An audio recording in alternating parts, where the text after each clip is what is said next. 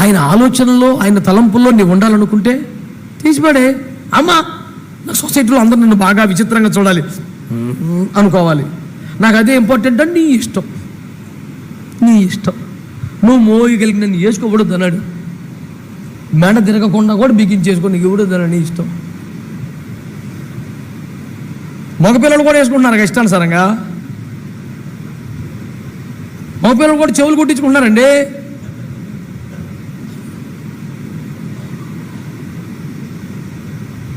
వాడి దేనస్థితిని చూసి నా హృదయం కరిగిపోయాను.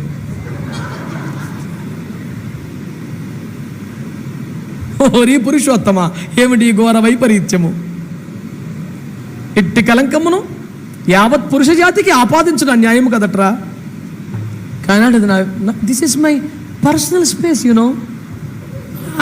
I have my own privacy.